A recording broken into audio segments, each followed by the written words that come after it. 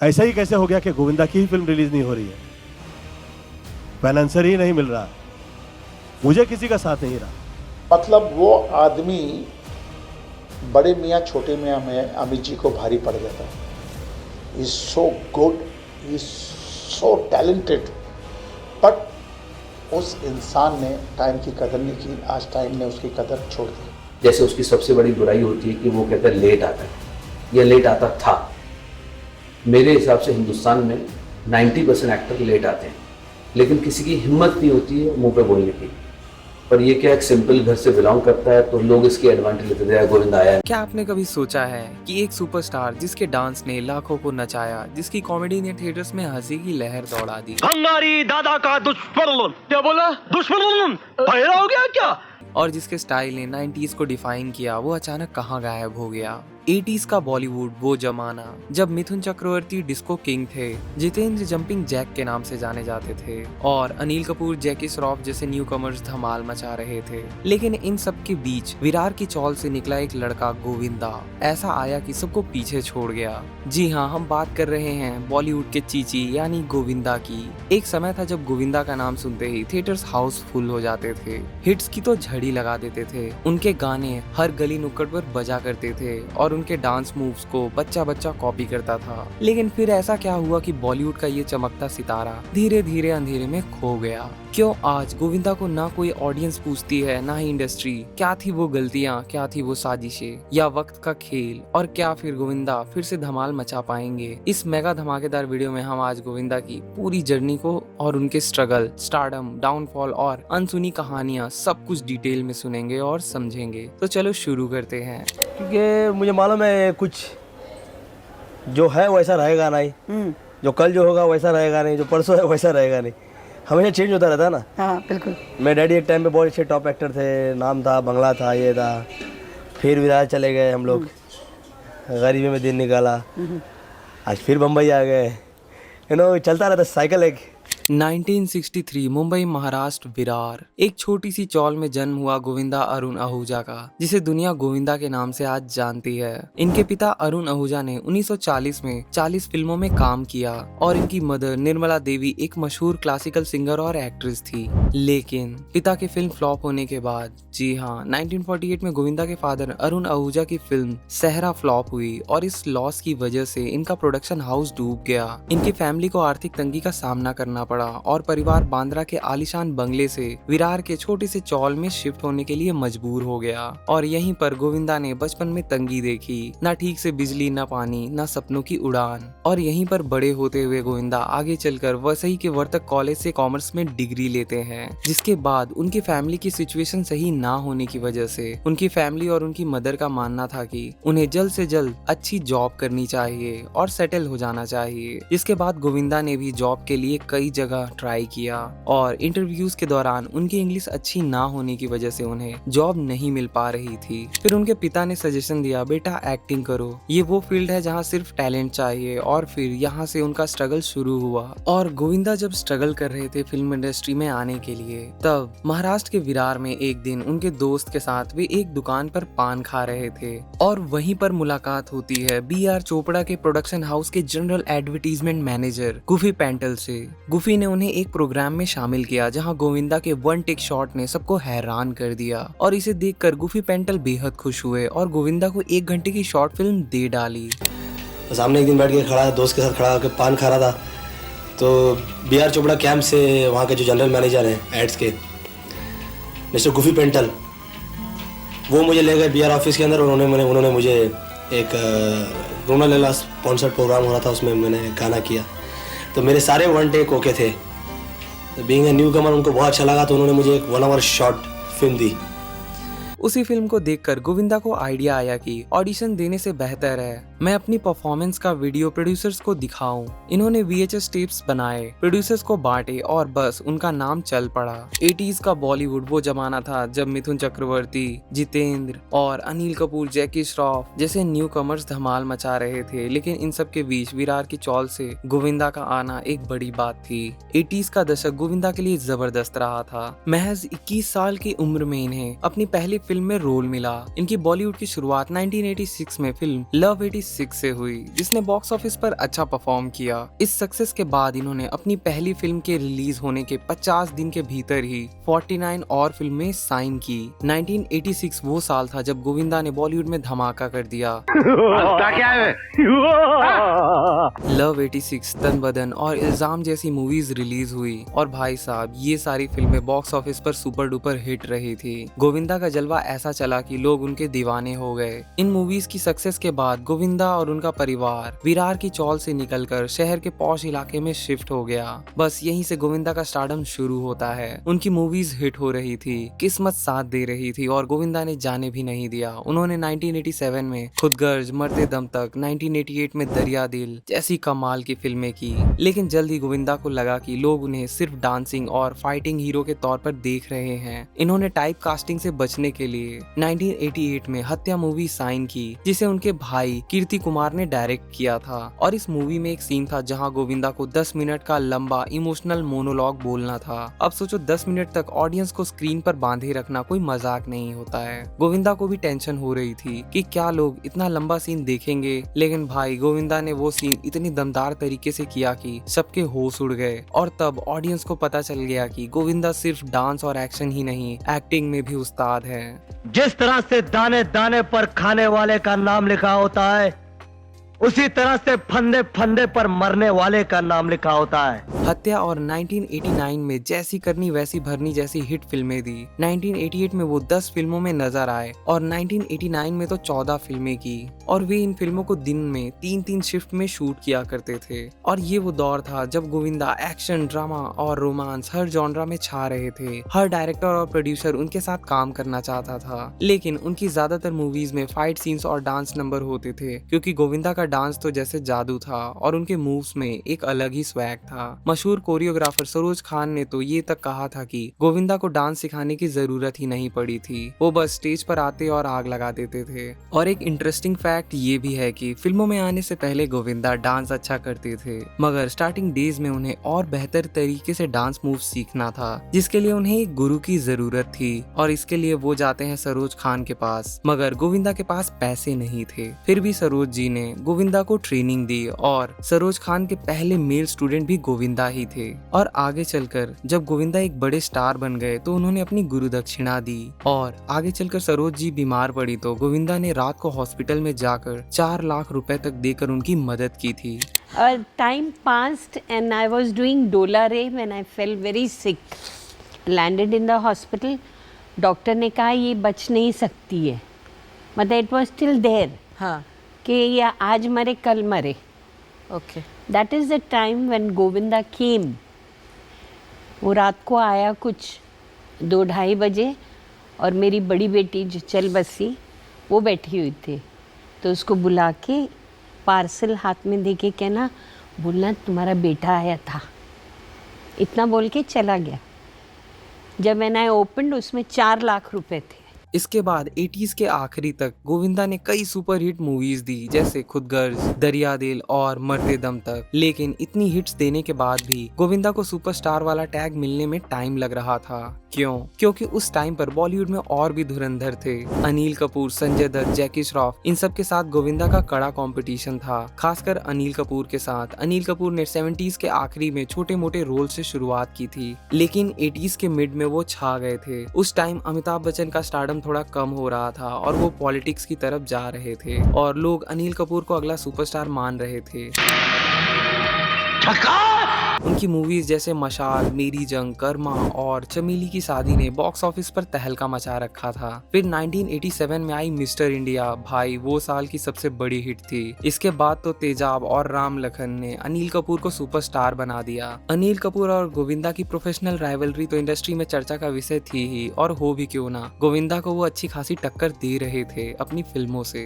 लेकिन 80s के आखिरी और 90s की शुरुआत में बॉलीवुड में पूरा का पूरा गेम ही चेंज हो गया। अनिल अनिल कपूर, सनी देओल और संजय दत्त और जैकी श्रॉफ जैसे सितारों को टक्कर देने नए चेहरे आ गए। गेस करो, आमिर खान, सलमान खान और शाहरुख खान। इनकी मूवीज ने ऑडियंस का ध्यान अपनी ओर खींचा, जैसे कि कयामत से कयामत तक। 1988 में आई कयामत से कयामत तक में आमिर खान का रोमांटिक अंदाज, 1989 में आई मैंने प्यार किया में सलमान खान का चार्म और 1993 में आई बाजीगर में शाहरुख खान की एनर्जी। इन सभी फिल्मों ने ऑडियंस को इन नए सितारों का दीवाना बना दिया और गोविंदा और अनिल कपूर जैसे सितारों को अब और कड़ी मेहनत करनी पड़ रही थी। और गोविंदा ने इस कंपटीशन में खुद को री इन्वेंट किया और कॉमेडी की दुनिया में कदम रखा। और यहाँ से शुरू होती है डेविड धवन के साथ उनकी जोड़ी। डेविड धवन के साथ इनकी जोड़ी ने 1992 में जब 16 शबनम जैसी फिल्म रिलीज की। इस रोमांटिक कॉमेडी में गोविंदा एक शरारती एनसीसी कैडेट बने थे और डायरेक्टर डेविड धवन के साथ उनकी जोड़ी सुपर हिट हो गई। लेकिन गोविंदा ने इस कंपटीशन में खुद को रीइनोवेट किया और कॉमेडी की दुनिया में कदम रखा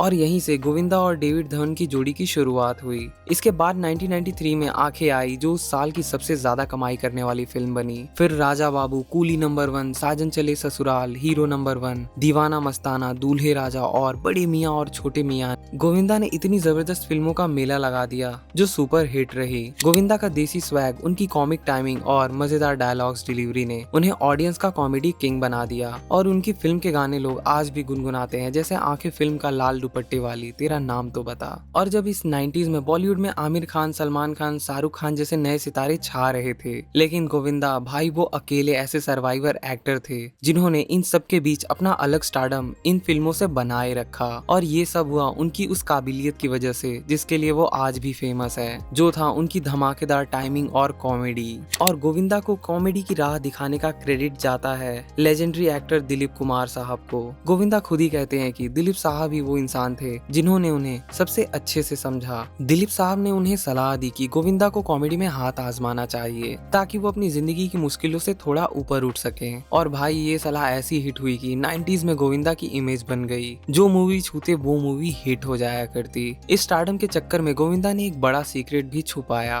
1987 में उनकी शादी सुनीता से हो गई, लेकिन इंडस्ट्री में किसी को खबर तक नहीं थी। क्योंकि गोविंदा को डर था कि अगर फीमेल फैंस को पता चला कि वो शादीशुदा है तो उनकी क्रेजी फैन फॉलोइंग कम हो जाएगी। वे बताते हैं कि लोगों ने मुझे डरा दिया था, तो गोविंदा ने अपनी शादी को टॉप सीक्रेट रखा, यहाँ तक कि उनकी बेटी टीना के जन्म के बाद जाकर दुनिया को बताया कि वो मैरिड है। 90s में गोविंदा ने इतनी मूवी साइन की कि गिनना मुश्किल है, लेकिन इस चक्कर में वो ओवर कमिटमेंट करने लगे। रिजल्ट, सेट पर लेट पहुंचना, लोगों को इंतजार करवाना, फिल्म्स का डिले होना, ये सब कुछ होने लगा। एक्ट्रेस रवीना टंडन, जो उनकी को स्टार भी रही है, रवीना टंडन ने एक इंटरव्यू में मजे लेते हुए बताया कि मैं 9 बजे सेट पर पहुंच जाती थी, मेकअप करती थी और कॉस्ट्यूम पहनती थी और फिर सो भी लेती थी क्योंकि पता था गोविंदा लेट आएंगे। और तो और बड़े मियाँ छोटे मियाँ की शूटिंग में गोविंदा ने अमिताभ बच्चन जैसे पंक्चुअल लेजेंड को भी 6 से 7 घंटे इंतजार कराया, जो टाइम के लिए काफी पंक्चुअल माने जाते हैं। लेकिन डायरेक्टर और प्रोड्यूसर ये सब बर्दाश्त कर लेते थे, क्योंकि गोविंदा जब सेट पर आते थे तो आग लगा देते थे। आग लगा दी, आग लगा दी, आग लगा दी। आग लगा दी मतलब क्या होता है? बैंड बज गए लोगों की। यानी वो अपने काम में बेस्ट थे। और इस पर प्रोड्यूसर वासु भगनानी ने भी बात की थी। उन्होंने हीरो नंबर 1 फिल्म का एग्जाम्पल देते हुए कहा कि इस फिल्म की पूरी क्रू 3 दिन तक फिल्म का एक सीन शूट करने के लिए गोविंदा का इंतजार करती रही, लेकिन वो आए एंड में। लेकिन जब वो आए तो उन्होंने 70% गाना एक ही दिन में शूट कर डाला। डेविड धवन जैसे बड़े डायरेक्टर ने भी कहा, लोग बोलते हैं गोविंदा लेट आते हैं, लेकिन मुझे क्या, वो 8 घंटे का काम अगर 3 घंटे में निपटा देते हैं तो मेरे लिए कोई प्रॉब्लम नहीं है। और गोविंदा की सक्सेस का सबसे बड़ा क्रेडिट जाता है डेविड धवन को और लेट कादर खान की जोड़ी को।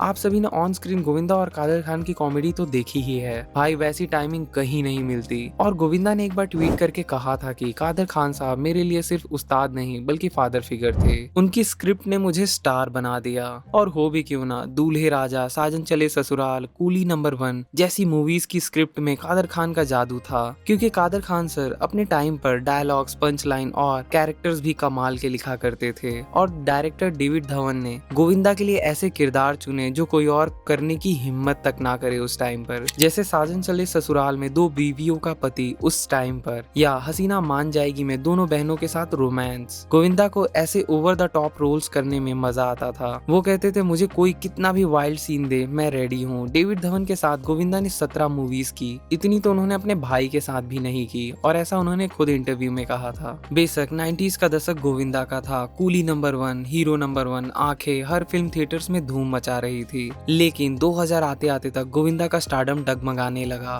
और ऐसा हम क्यों कह रहे हैं? क्योंकि उनकी आने वाली फिल्में जो 2001 में क्योंकि मैं झूठ नहीं बोलता और अखियों से गोली मारे 2002 में जैसी मूवीज पिट गई। क्यों? क्योंकि बॉलीवुड बदल रहा था, मल्टीप्लेक्स का जमाना आ गया। सिंगल स्क्रीन वाली ऑडियंस टिकट अफोर्ड नहीं कर पा रही थी इन मल्टीप्लेक्स का। कॉमेडी का स्टाइल भी चेंज हो रहा था, स्लैपस्टिक की जगह सिचुएशनल कॉमेडी ने ले ली थी। जैसे एग्जांपल के लिए कुछ फिल्में हम बताते हैं आपको। 2000 में प्रियदर्शन और नीरज बोरा की हेरा फेरी, ये हंस रहे हलकट हंस।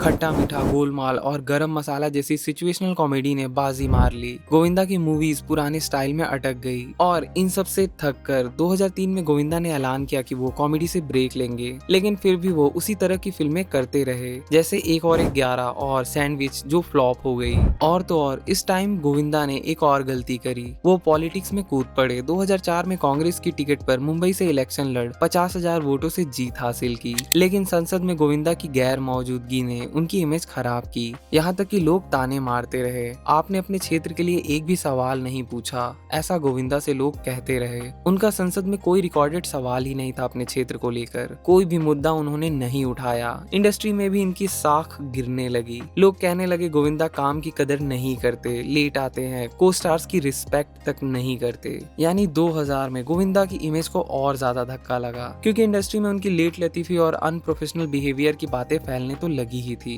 प्रोड्यूसर्स को लगने लगा कि गोविंदा अब रिलायबल नहीं है। डेविड धवन ने तो एक इंटरव्यू में यहाँ तक कहा कि गोविंदा की अनपंक्चुअलिटी सिर्फ मैं ही हैंडल कर सकता हूँ और कोई नहीं। गोविंदा के साथ you did 16-17 films.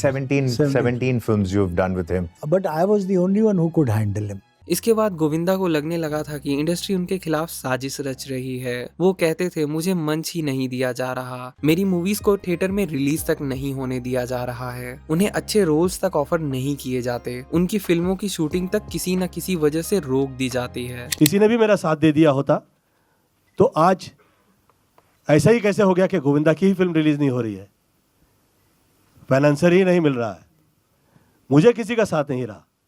लेकिन सच ये भी था कि गोविंदा का ईगो और सुपरस्टिशन यानी अंधविश्वास उनके करियर को कहीं न कहीं इफेक्ट जरूर कर रहे थे। मिसाल के तौर पर गोविंदा ने ताल और देवदास जैसी फिल्मों के ऑफर्स ठुकरा दिए क्योंकि वो सिर्फ लीड रोल करना चाहते थे। वो कहते थे मैं शाहरुख खान, सलमान खान की तरह स्टार हूँ, कैरेक्टर रोल नहीं करूँगा। वो सर वो उस टाइम पे सुपरस्टार हुआ करता था। हाँ मतलब कि मैं ना यार ये मुझे करेक्टर ठीक है, टॉप पे है वो, आप अच्छे डायरेक्टर हो, नो प्रॉब्लम, पर आप मुझे करेक्टर रोल क्यों देने, मतलब कि सीधा स्टार से इधर।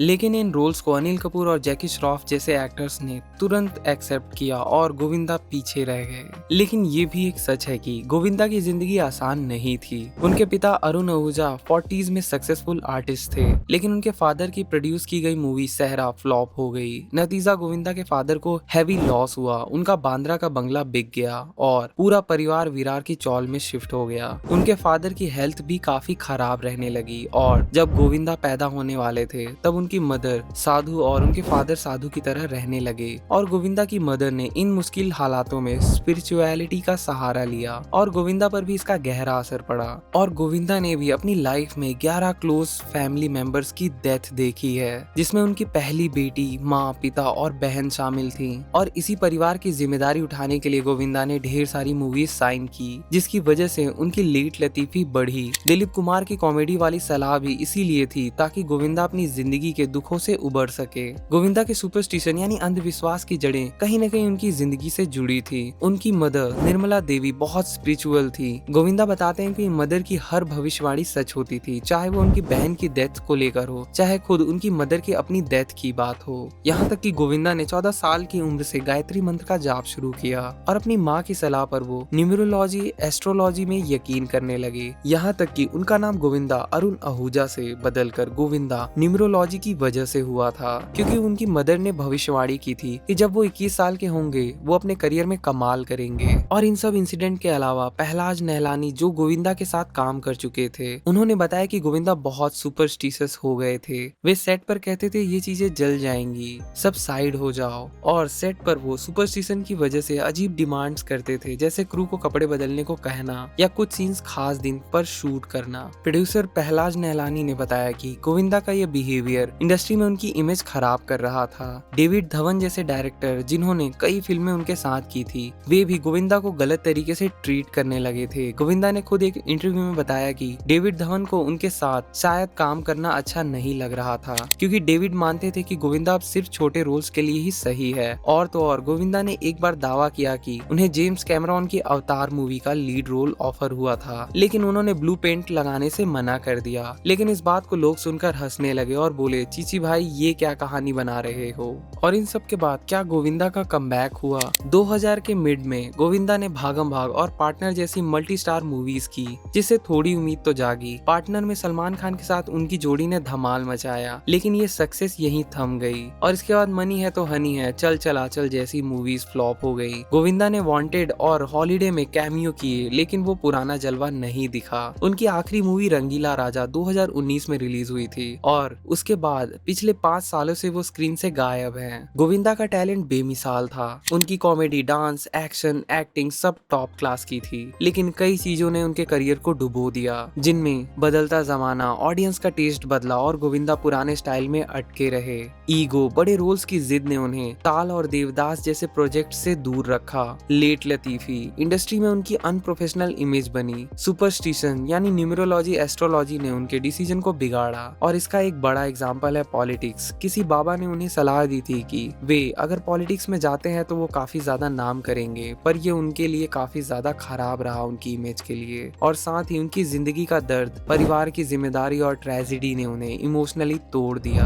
गोविंदा जैसा एक्टर बॉलीवुड ने ना पहले देखा होगा, ना शायद आगे देख पाएगी। कूली नंबर 1 का स्वैग, राजा बाबू की कॉमेडी, हसीना मान जाएगी का रोमांस, सब लाजवाब था। लेकिन बदलते टाइम, उनके अपने डिसीजन और इंडस्ट्री की पॉलिटिक्स ने उन्हें पीछे धकेल दिया। और आज लोग रंगीला राजा जैसी मूवी देखकर उन पर तरस खाते हैं। गोविंदा को मौका चाहिए, लेकिन क्या इंडस्ट्री उन्हें दूसरा चांस देगी? तो आप सभी को एक्टर गोविंदा की स्टोरी सुनकर क्या लगता है? उनके डाउनफॉल का असली रीजन क्या था? और गोविंदा की कौन सी मूवी आपकी फेवरेट है? कमेंट में जरूर बताएं।